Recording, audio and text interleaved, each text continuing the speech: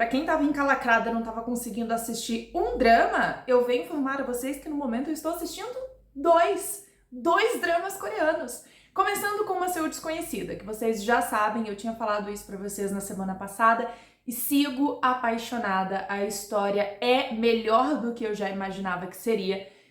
E é como eu sempre falo pra vocês, amores, queridíssima Park Bo-young, não tem erro com essa mulher. Se essa mulher aceitou fazer um roteiro, se ela pegou o roteiro na mão, leu e disse sim, eu confio 100% que a história vai ser sensacional. Então, no vídeo de hoje, a gente vai se atualizar dos dois episódios que foram lançados recentemente de Uma Seul Desconhecida. E eu também quero indicar um drama que eu comecei a assistir, porque assim, eu não sei exatamente o que eu posso esperar deste drama, mas eu particularmente gosto muito desse tipo de história. Um dos meus dramas favoritos se chama Tomorrow, e não que esse seja igual Tomorrow, mas ele tem uma pegada semelhante, vocês já vão entender o que eu tô querendo dizer. Então, primeiro vamos começar com a nova indicação, e mais pro final do vídeo eu quero comentar sobre os dois novos episódios que tivemos de Uma Seul Desconhecida, que saiu essa semana, porque, gente, que chuchuzinho, que chuchuzinho. Começando com a indicação, então. Eu estou assistindo um drama que se chama Meus Clientes Fantasmas. Eu sei. O nome, ele não entrega. Você olha pro nome e você fala, não sei se eu quero perder o meu tempo aqui. Mas, como eu falei pra vocês, gosto muito de Tomorrow, que tem essa pegada de Afterlife, onde nós temos seres que se comunicam com almas e tentam impedir a morte de alguma forma ou coisa do tipo. E tem também um drama que eu gosto muito, que é Vence Essa Casa Assombrada, acho que esse é o nome, e se não for é algo bem próximo, que também é relacionado a espíritos e seus trabalhos não finalizados. Eu gosto muito desse tipo de história. E foi exatamente isso que me atraiu para assistir Os Meus Clientes Fantasmas. Por quê? Meus Clientes Fantasmas acompanham um cara que ele tinha um bom emprego, mas ele tava meio que de saco cheio, e ele caiu na conversa de um colega dele de que ele deveria investir o dinheiro dele do seguro, de trabalho e etc, para poder viver de renda, porque o negócio é investir o seu dinheiro. E ele pediu demissão, tudo pensando nisso, só que obviamente nada deu certo, inclusive o amigo que fez essa recomendação para ele bateu as botas, foi de arrasta, e ele ficou sozinho no mundo, desempregado, a esposa chutou a bunda dele, e sem dinheiro, sem ter onde cair morto, e não tinha o que fazer, e ele não sabia como resolver essa situação, até que um dia a cunhada dele chega para ele e fala, olha, tem uma sujeira, na verdade eu nem lembro se foi a cunhada que chegou, mas a cunhada dele trabalha com ele. Alguém sugeriu para ele que ele deveria advogar no ramo de defesa do trabalhador. Alô, pessoal CLT, essa é pra você. E aí, basicamente, acho que foi um amigo dele que recomenda pra ele e fala, por que você não começa a trabalhar nessa área, advogar nessa área? Porque essa área tem potencial. Então, basicamente, a sugestão era que ele trabalhasse defendendo o direito do trabalhador. Questões de segurança na empresa, fábricas, indústrias que precisam do trabalho manual pesado que coloca em risco a vida da pessoa, mas que não cuida dos seus funcionários, a alta taxa de mortalidade de pessoas que trabalham nesses ambientes, enfim. No começo ele estava meio cético com essa história, mas depois ele começa a enxergar potencial, ele decide se formar nessa área e é exatamente isso que ele faz. E até então estava tudo bem, eles achavam uma empresa, aquela empresa tinha várias questões ilegais acontecendo lá dentro, eles iam lá e meio que se apresentava e conseguia fazer uma grana com aquilo. Até o dia que eles decidem visitar uma empresa, e enquanto está naquela empresa, ele próprio, o advogado, ele quase sofre um acidente, porque um dos negócios que faz parte da empresa lá meio que cai na cabeça dele. E quando aquilo vai cair na cabeça dele, ele vai para o outro plano. E nesse outro, ele vê a vida diante de seus olhos, mas nesse outro plano, ele acaba vendo um cara, e esse cara fala pra ele, olha, você tem duas opções aqui, ou você morre nesse acidente, ou você vai voltar, mas você vai ter que ajudar um morto a resolver o seu caso. O que acontece? Várias pessoas já morreram devido a negligências das empresas onde eles já trabalhavam.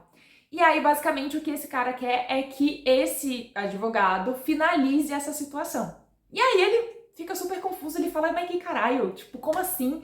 Só que ele não tem alternativa, ele está ali no plano entre a vida e a morte, e aí ele fala, ok, eu assino o contrato que eu tiver que assinar. E ele vai lá, assina o contrato. E assim que ele volta, ele sobrevive, as coisas que iriam cair em cima dele, na verdade, cai tudo em volta dele.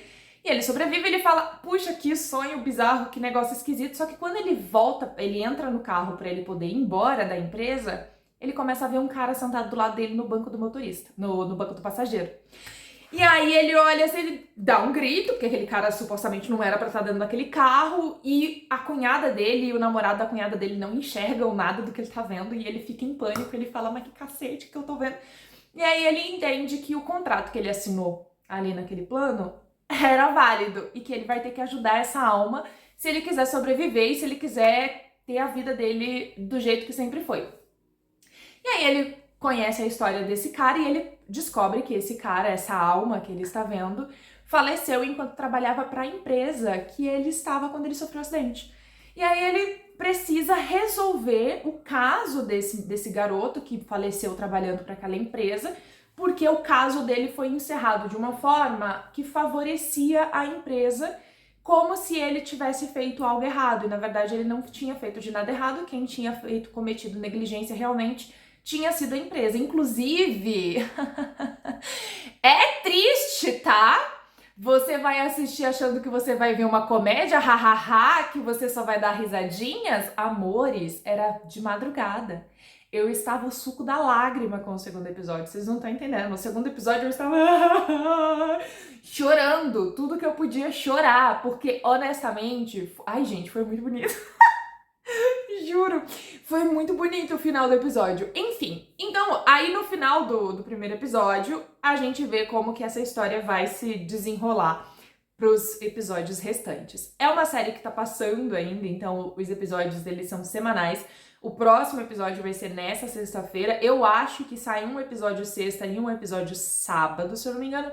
Temos 2 episódios, 2 ou 1? Acho que são 2 episódios até o momento. Isso, temos 2 episódios até o momento. Então são 2 episódios por semana. E basicamente essa é a trama. Eu, honestamente, gente, eu fui assistir achando que seria uma comédia bobinha, mas como eu já falei, eu gosto muito desse tipo de história. Dei uma chance, não me arrependi. Achei super divertido e ao mesmo tempo super profundo nos momentos certos.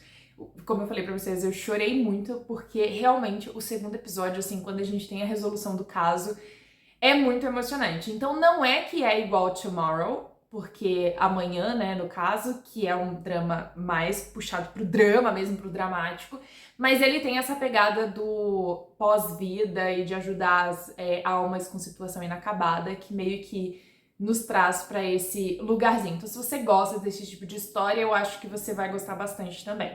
Agora vamos falar sobre os 2 episódios recentes que a gente teve essa semana de Uma Soul Desconhecida. Se você ainda não está assistindo Uma Soul Desconhecida, eu já fiz o vídeo recomendando para vocês, tá aqui no perfil, é só vocês irem lá no meu perfil que vocês já vão achar. E essa semana a gente aprofundou ainda mais no passado das 2 irmãs, né? Então o que a gente viu, pra mim assim, gente, tivemos várias coisas legais, a gente pôde entender um pouco melhor de como que funciona a mente da mãe das duas, a gente entende um pouco melhor da dureza que a mãe das duas carrega, embora eu ache que ali a gente ainda vai desenrolar mais coisa. Eu gosto muito da entrada da dona da lanchonete lá do restaurante, porque ela traz profundidade para os personagens, não só para a Midi ou para a Mireia, mas também para o Rosu. Eu acho que ela vem para poder mostrar pra gente um pouco mais sobre esses 2 personagens, esses 3 personagens no caso. E eu gosto muito, foi muito bonito o episódio, por exemplo, que ele leva pra ela flores lá em agradecimento por tudo que ela fez por ele, mesmo que de forma indireta, e a gente vê pela primeira vez o sorriso daquela senhora e a alegria dela em receber alguém que pra ela foi muito importante. Também Foi muito interessante ver ela dizendo que ela nunca recebeu um obrigada pelas coisas boas que ela já fez, e por mais que ela diga que isso não importa pra ela, a gente sabe que importa, que essa falta de reconhecimento faz diferença. Eu acho que a gente ainda vai ver muita história sobre essa senhora, como ela chegou no lugar onde ela chegou, por que que a vida dela parece ter mudado tanto. Eu acho que a gente ainda vai mergulhar bem aqui.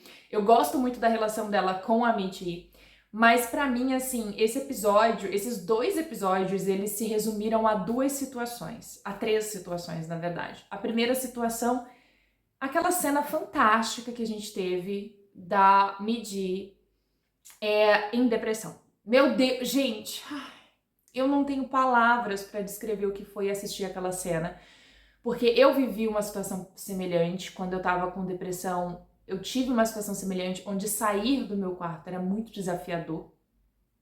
Então assistir ela, primeiro, ela naquela situação completamente depressiva, mas sem entender o que estava acontecendo com ela. Aquilo foi doloroso demais. Quando ela diz que ela não sabe por que ela tá agindo daquela forma, quando ela fala que ela não entende o que tá acontecendo, ela própria, ela está vivendo a situação e ela não faz ideia do que ela está vivendo, ela só sabe que ela não consegue se erguer, ela não consegue levantar, ela não consegue fazer as coisas.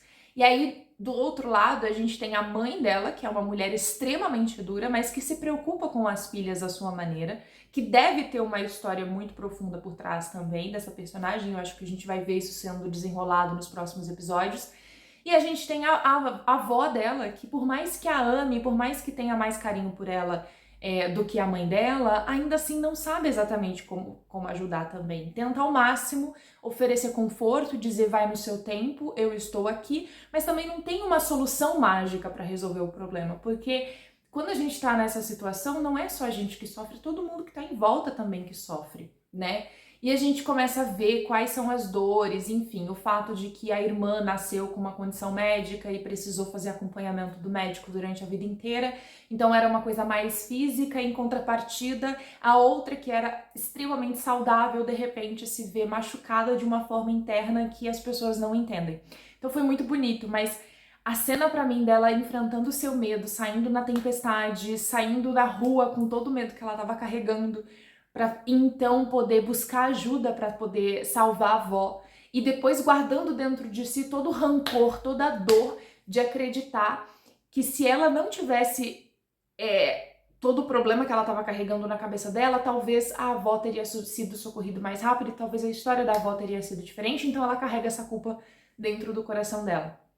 A forma como ela fala de si mesma é uma forma muito dura. A gente percebe que as pessoas olham para ela com um olhar diferente do olhar que ela olha para si mesma, e ela olha para o mundo com um olhar muito mais generoso do que o olhar que ela olha para si mesma. Então, gente, incrível. O segundo momento que eu gostei muito foi a Mirê, que tá trabalhando lá com o cara colhendo os morangos e cuidando dos morangos, e ali pra mim é importante, primeiro porque eu acho que dali talvez a gente, né, tenha um relacionamento saindo, mas não só isso, é porque a gente tem essa personagem que tava vivendo em Seul e ela, dentro daquele trabalho na cidade grande, ela estava infeliz, ela estava triste, ela pensou em dar fim na própria vida de uma certa forma, ou pelo menos se machucar o suficiente para que ela pudesse ter uma folga do trabalho dela, para que ela pudesse dar uma pausa nas perseguições que ela vinha sentindo, que ela vinha tendo.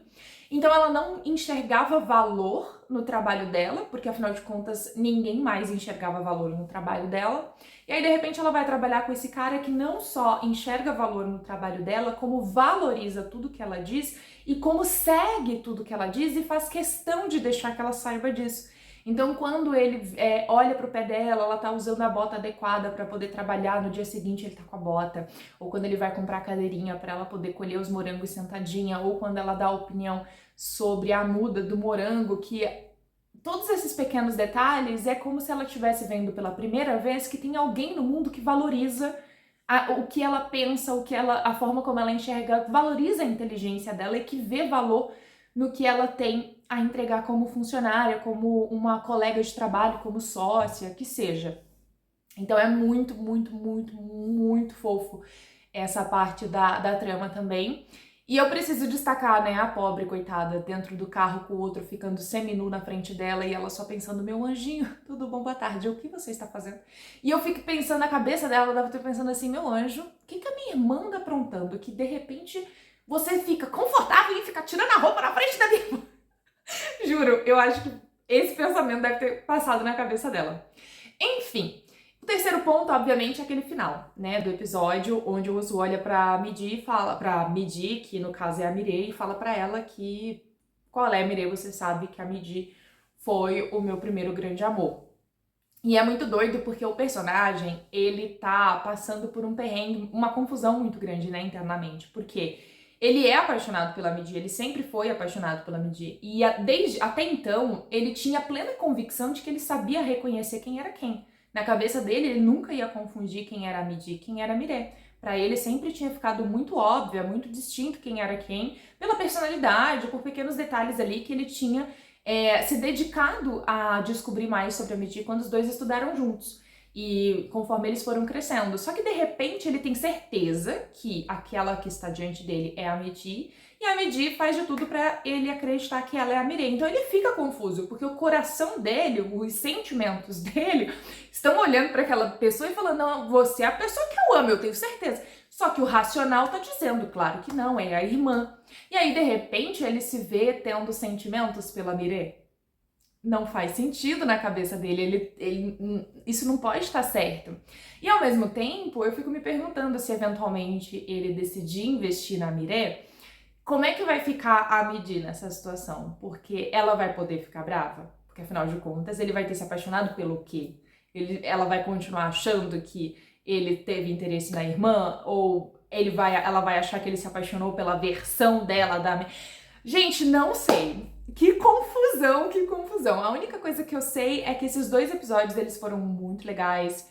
Eles vieram pra fortalecer ainda mais essa trama. E eu sinto que os próximos episódios, eles prometem entregar ainda mais profundidade pros personagens. Eu sinto que todo personagem dentro dessa trama tem valor.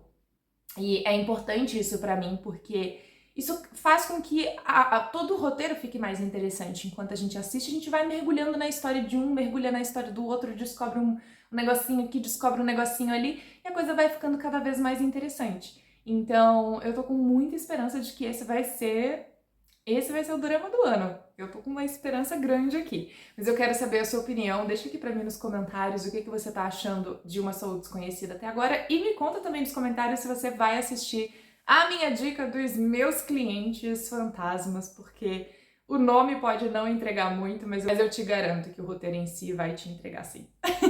A gente se vê no próximo vídeo. Tchau!